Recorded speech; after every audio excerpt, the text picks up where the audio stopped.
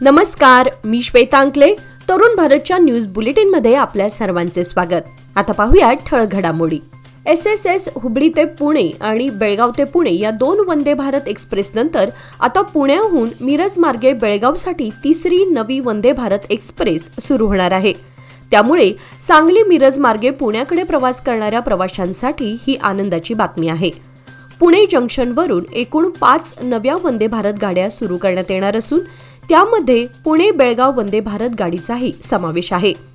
यामुळे बेळगाववासियांना अधिक जलद आणि आरामदायक रेल्वे सेवेचा लाभ मिळणार आहे. सध्या सांगली मिरज मार्गे पुण्यासाठी सोमवार वगळता दररोज 2 वंदे भारत गाड्या धावत आहेत. एक एसएस हुबळी जंक्शनवरून व दुसरी कोल्हापूर छत्रपती शाहू महाराज टर्मिनसवरून सुटते.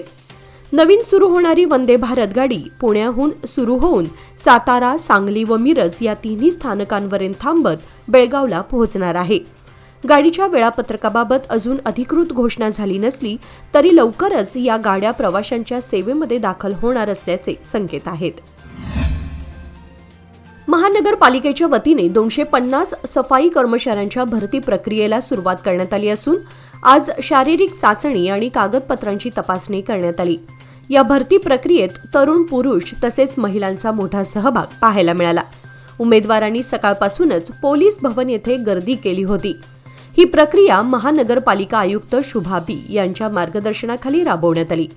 साफ सफाई विभागातील रिक्त पदे भरून शहर स्वच्छतेसाठी मनुष्यबळ मजबूत करण्याचा उद्देश असल्याचे पालिकेच्या वतीने सांगण्यात आले. उत्तर पश्चिम कर्नाटक राज्य परिवहन महामंडळ यांच्यातर्फे मे-जून 2025 या कालावधीमध्ये राबवण्यात आलेल्या आपले बस स्थानक स्वच्छ स्थानक या मोहिमेत बेळगाव मध्यवर्ती बस स्थानकाने अ श्रेणीतील बस स्थानकांमध्ये प्रथम क्रमांक पटकावलाय. हुबळी शहर बस स्थानकाला 2रा क्रमांक तर बागलकोट नवनगर बस स्थानकाचाही विशेष उल्लेख स्वच्छता व देखरेखीबाबत करण्यात आला आहे. या स्वच्छता मोहिमेअंतर्गत बस स्थानकांमध्ये स्वच्छता, पायाभूत सुविधा, प्रवाशांसाठी सुविधा आणि एकूण व्यवस्थापनाच्या आधारे मूल्यमापन करण्यात आले. बेळगाव बस स्थानकाने उत्तम व्यवस्थापन व शिस्तबद्ध स्वच्छतेसाठी विशेष दाद मिळवली आहे. याप्रसंगी एसटी वायव्य महामंडळाचे व्यवस्थापकीय संचालक यांनी विजेत्या स्थानकांना रोख बक्षिसे व प्रमाणपत्र देऊन गौरवले. तसेच सार्वजनिक सेवेमध्ये स्वच्छता राखण्यासाठी केलेल्या प्रयत्नांचे कौतुक केले. मच्छे येथील विवाहिता स्वाती सनदी हिने केलेल्या आत्महत्येप्रकरणी जबाबदार व्यक्तींवर त्वरित कठोर कारवाई करण्यात यावी अशी मागणी स्वातीच्या नातेवाईकांनी आणि स्थानिक नागरिकांनी पोलीस आयुक्त भूषण बोरसे यांच्याकडे निवेदनाद्वारे केली. स्वाती सनदी हिने काही दिवसांपूर्वी आत्महत्या केली होती. तिच्या मृत्यूनंतर समोर आलेल्या माहितीवरून स्वातीवर मानसिक आणि शारीरिक छळ होत असल्याचा आरोप तिच्या नातेवाईकांनी केला. आत्महत्येला प्रवृत्त करणाऱ्यांविरोधात तातडीने तपास करून गुन्हा दाखल करण्यात यावा अशी मागणी केली गेली.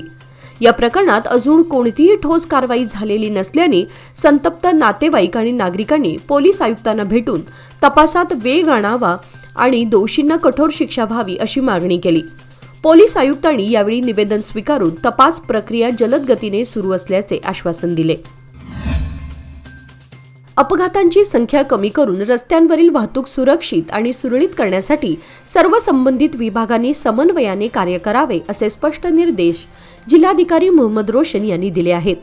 जिल्हा स्तरावरील रस्ता सुरक्षितता समितीच्या बैठकीत ते बोलत होते. या बैठकीत वाहतूक, पोलीस, परिवहन, सार्वजनिक बांधकाम विभागासह विविध खात्यांच्या अधिकाऱ्यांनी सहभाग घेतला. जिल्हाधिकारी म्हणाले की बेळगाव शहर व उपनगरात वाहतूक सुरळीत राहण्यासाठी योग्य नियोजन, सिग्नल यंत्रणा, उड्डाणपुलांची निर्मिती आणि पायाभूत सुविधा आवश्यक आहेत. शहरातील 7 ठिकाणी उड्डाणपुलांची कामे प्रस्तावित असून सध्या 22 ट्रॅफिक सिग्नल कार्यरत आहेत. वाहतूक कोंडी, अपघात टाळण्यासाठी आणि रस्ते सुरक्षेसाठी प्रत्येक विभागाने सक्रिय भूमिका बजावून उपाययोजना तात्काळ अंमलात आणाव्यात असेही त्यांनी यावेळी सांगितले. केएमएफ अध्यक्ष व आमदार भालचंद्र जारकिहोळी यांनी स्पष्ट केलंय की जारकिहोळी कुटुंबातील कोणतीही व्यक्ती बेळगाव डीसीसी बँकेच्या संचालक पदासाठी निवडणूक लढवणार नाही. बेळगावमध्ये पत्रकारांशी बोलताना ते बोलत होते. यावेळेस आम्ही 2ऱ्या टप्प्यातील नेतृत्व घडवण्यावर भर दिला आहे. अध्यक्ष किंवा उपाध्यक्ष पदावर कोणीही आमच्याकडून उमेदवार नसेल. राहुल जारकीहोळी देखील निवडणूक लढवणार नाहीत. तसेच त्यांनी नमूद केलं की अध्यक्ष आणि उपाध्यक्षपदे लिंगायत समाजासाठी राखीव ठेवण्यात आली आहेत. सर्व आमदार या निवडणुकीत का उतरले आहेत हे मला माहिती नाही, त्यांनाच विचारावं लागेल, असंही त्यांनी यावेळी स्पष्ट केलं. शहरातील मूर्ती कार्यशाळांमध्ये चैतन्याचं वातावरण पाहायला मिळत असून मूर्तिकार आपल्या कलेमध्ये रममाण झालेत. कोल्हापूर व पेण येथून पीओपीच्या मूर्ती मोठ्या प्रमाणावर दाखल झाल्या आहेत. मात्र यंदा पर्यावरणपूरक शाडू मातीच्या मूर्तींना देखील नागरिकांचा वाढता प्रतिसाद मिळतोय. त्यामुळे शाडू मूर्तींची विक्री वाढली असून सजावटीच्या साहित्याचीही मागणी झपाट्याने वाढत आहे. बेळगावातील तब्बल 380हून अधिक सार्वजनिक गणेश मंडळांनीही यंदाच्या उत्सवासाठी वेगवेगळ्या थीमवर आधारित मूर्तींची तयारी केली आहे. गणेश भक्तांना आकर्षित करण्यासाठी मूर्तिकार दिवसरात्र मेहनत घेत आहेत. बेळगाव आंतरराष्ट्रीय कृष्ण भावनामृत संघ म्हणजेच इस्कॉनच्या वतीने यंदा भव्य प्रमाणात श्रीकृष्ण जन्माष्टमी साजरी केली जाणार आहे. त्यासाठी शुक्रवार पेठ टिळकवाडी येथील श्री श्री राधा गोकुळानंद मंदिर परिसरात भव्य मंडप उभारण्यात येणार आहे. त्या मंडपाची मुहूर्तमेढ आज सकाळी इस्कॉन बेळगावचे अध्यक्ष आणि ज्येष्ठ संन्यासी परमपूज्य भक्ती रसामृत स्वामीजी महाराज यांच्या हस्ते करण्यात आली. याप्रसंगी परंपरादास, नागेंद्रदास, निताई निमाई दास, रामदास, ब्रजनन दास व इतर अनेक भक्त उपस्थित होते. जन्माष्टमी भव्य प्रमाणात साजरी करण्यासाठी सध्या भक्तगण व्यस्त झालेले पाहायला मिळत आहे. मंगळवारी सकाळी कृष्णा नदीला आलेल्या पुरामुळे रायबाग तालुक्यातील कुडशी पुलावरून वाहतूक बंद करण्यात आली होती. मात्र आता पाण्याची पातळी कमी झाल्याने वाहतूक पुन्हा सुरू करण्यात आली आहे. अथणी सार्वजनिक बांधकाम विभागाचे अधिकारी यांनी नदीस्थळी पाहणी करून अवजड वाहनांना प्रवेशबंदी ठेवत केवळ दुचाकी व चारचाकी वाहने सोडण्याची परवानगी दिली आहे. स्थानिक प्रशासन सतर्क असून नागरिकांना काळजीपूर्वक वाहतूक करावी असे आवाहन करण्यात आले आहे. रामनगरचे सुपुत्र आणि भारतीय सैन्यात सेवा बजावणारे जवान शशिकांत बावा वय वर्षे 45 यांचे मंगळवारी दिनांक 29 जुलै रोजी पोटाच्या विकाराने पंजाब येथील पठाणकोट येथे आकस्मिक दुःखद निधन झाले. त्यांच्या निधनाने संपूर्ण रामनगर गावावर शोककळा पसरली आहे. त्यांचे पार्थिव पठाणकोट येथून विमानाद्वारे बेळगाव येथे आणण्यात आले. त्यानंतर गुरुवारी रामनगर येथे शिवाजी चौक ते बाजारपेठ मार्गावरून त्यांची अंत्ययात्रा काढण्यात आली. याप्रसंगी हजारो नागरिक, नातेवाईक, मित्रपरिवार आणि ग्रामस्थांनी उपस्थित राहून त्यांना भावपूर्ण श्रद्धांजली वाहिली. दरम्यान शशिकांत बावा यांच्यावर शासकीय इतमामात अंत्यसंस्कार करण्यात आले. यावेळी सेना दलाचे अधिकारी, पोलीस प्रशासन, तहसीलदार मंजुनाथ मन्नाली, PSI चंद्रशेखर हरिहर आणि रामनगर उपनिरीक्षक यांनी शहीद जवानास मानवंदना दिली. अंत्ययात्रेच्या वेळी अमर रहे शहीद जवान अमर रहे तसेच भारत माता की जय अशा घोषणांनी संपूर्ण परिसर दुमदुमून गेला होता. उत्तर विभागाचे IGP यांच्या नेतृत्वाखाली विभागातील सर्व जिल्ह्यांच्या गुन्हे व कायदा सुव्यवस्थेचा आढावा घेण्यासाठी विशेष बैठक आयोजित करण्यात आली होती. या बैठकीत गुन्हेगारीचा दर, कायदा व सुव्यवस्थेची अंमलबजावणी, प्रलंबित प्रकरणे आणि इतर महत्त्वाचे विषय यावर सखोल चर्चा करण्यात आली. विभागातील सर्व जिल्ह्यांचे SP, अतिरिक्त पोलीस अधीक्षक, उपअधीक्षक तसेच पोलीस इन्स्पेक्टर या बैठकीस उपस्थित होते. बैठकीमध्ये IGP यांनी विविध जिल्ह्यातील गुन्हेगारीच्या घटकांचा तपशीलवार आढावा घेत गुन्ह्यांवर नियंत्रण ठेवण्यासाठी आणि पोलीस यंत्रणेची कार्यक्षमता वाढवण्यासाठी आवश्यक त्या उपाययोजनांची अंमलबजावणी करण्याचे निर्देश अधिकाऱ्यांना दिले. रजेवर आलेल्या एका जवानाचा गुरुवारी झालेल्या भीषण अपघातात मृत्यू झाला. ही घटना खानापूर तालुक्यातील इदलहोंड गावाजवळ घडली. मृत जवानाचे नाव सौरभ दौपदकर वय 28 असं आहे. तो दुचाकीवरून खानापूर बेळगाव राष्ट्रीय महामार्गावर प्रवास करत असताना गाडीवरील ताबा सुटल्यानं तो रस्त्यावर पडला आणि जागीच त्याचा मृत्यू झाला. घटनेनंतर राष्ट्रीय महामार्ग प्राधिकरणाचे कर्मचारी घटनास्थळी दाखल झाले असून तपासाची प्रक्रिया सुरू केली आहे. या घटनेची नोंद खानापूर पोलीस ठाण्यात करण्यात आली आहे. या अपघाती मृत्यूमुळे परिसरात शोककळा पसरली आहे. येत्या गणेशोत्सवाच्या पार्श्वभूमीवर कायदा व सुव्यवस्था राखण्यासाठी APMC पोलीस ठाण्याच्या वतीने गणेश मंडळांच्या पदाधिकाऱ्यांसमवेत शांतता बैठकीचे आयोजन करण्यात आले होते. या बैठकीत पोलीस अधिकाऱ्यांनी गणेश मंडळांना मार्गदर्शन करून मंडळांनी पोलीस प्रशासनाच्या सूचनांचे काटेकोर पालन करावे, तसेच सार्वजनिक शांतता व सुव्यवस्था राखण्यास सहकार्य करावे असे आवाहन केले. यावेळी मंडळांनी सुद्धा आपल्या अडचणी मागण्या मांडल्या असून सर्व अडचणींचे तातडीने निराकरण करण्याचे आश्वासन पोलीस प्रशासनाकडून देण्यात आले. शांतता बैठक शांततामय आणि सकारात्मक वातावरणात पार पडली. हुक्केरी तालुक्यातील गुडस गावातील ग्रामस्थांनी गुरुवारी जिल्हाधिकारी कार्यालयासमोर निदर्शने करत गायरान जमिनीवरील अतिक्रमण तातडीने हटवण्याची जोरदार मागणी केली.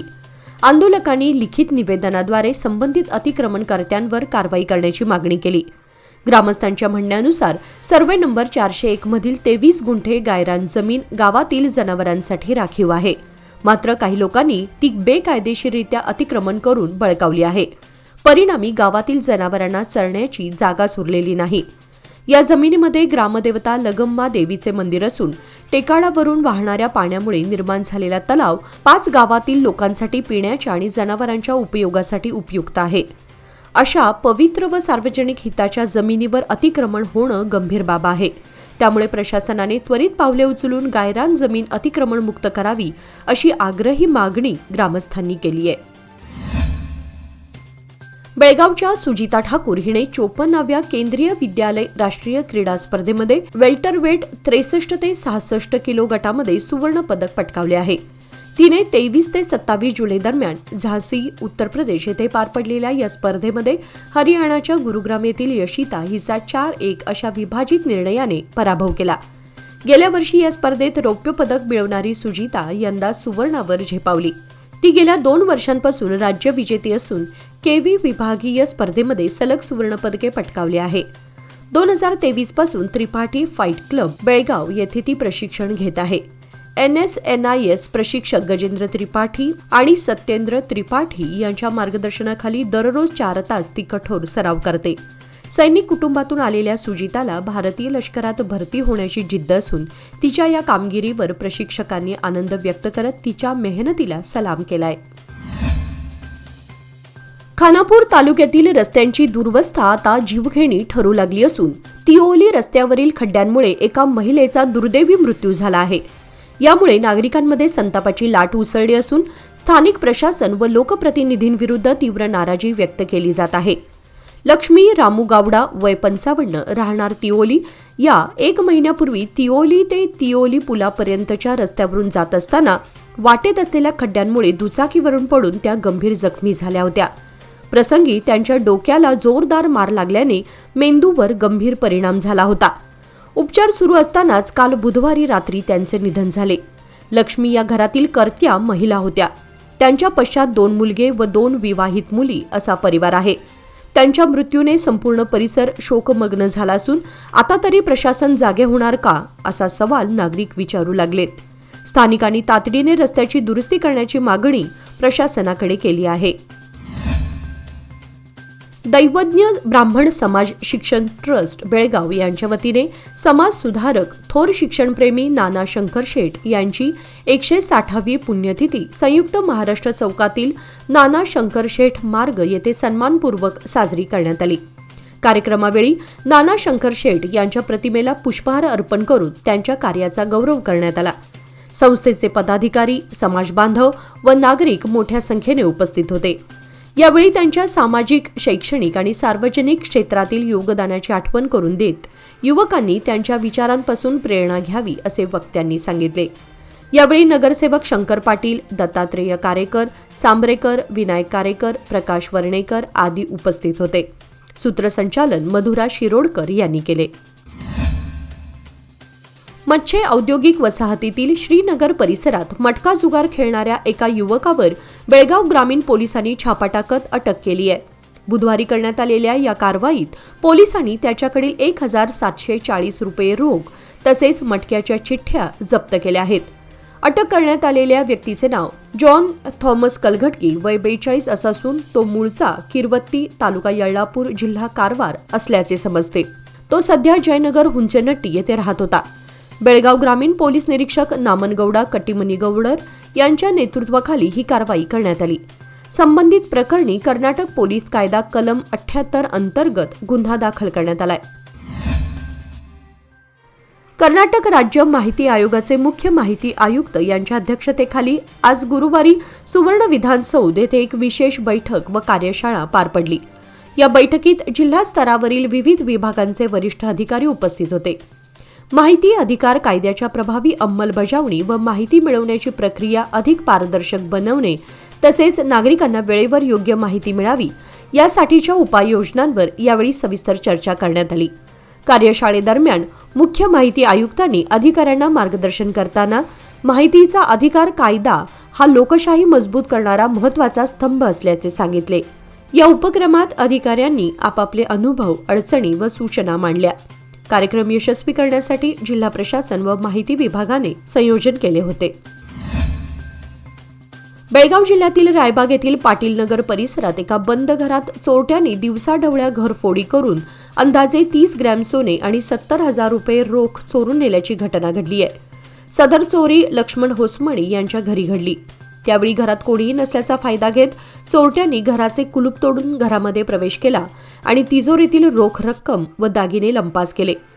घटनेनंतर कुटुंबियांनी रायबाग पोलीस ठाण्यामध्ये तक्रार दाखल केली असून पोलिसांनी घटनास्थळी भेट देऊन पाहणी केली. पुढील तपास रायबाग पोलीस करत आहेत. या घटनेमुळे परिसरात घबराटीचे वातावरण पसरले आहे.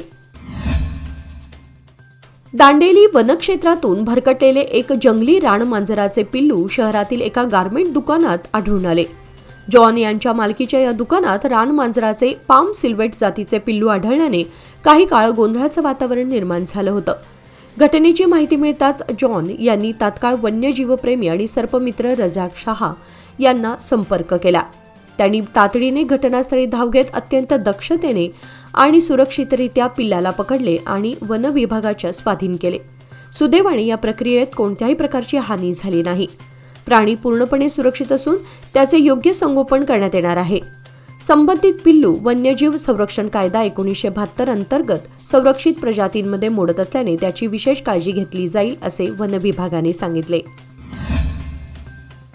टिळकवाडी वॉर्ड क्रमांक 44 मध्ये सेवा बजावणाऱ्या माळी कामगारांना लेले मैदान येथे आयोजित कार्यक्रमात रेनकोटचे वाटप करण्यात आले.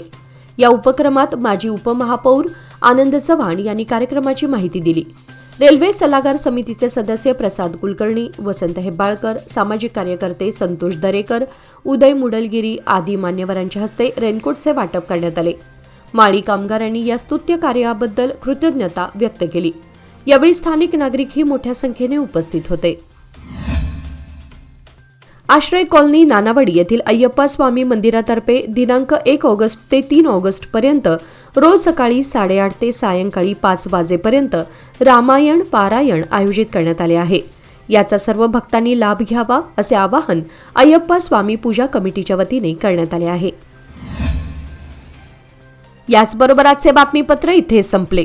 अधिक माहिती आणि ताज्या घडामोडींसाठी पाहत रहा तरुण भारत न्यूज चॅनल. तसेच आमच्या चॅनलला लाईक, शेअर आणि सबस्क्राईब करायला विसरू नका. आणि विश्वासार्ह बातम्यांसाठी दररोज वाचा दैनिक तरुण भारत. धन्यवाद.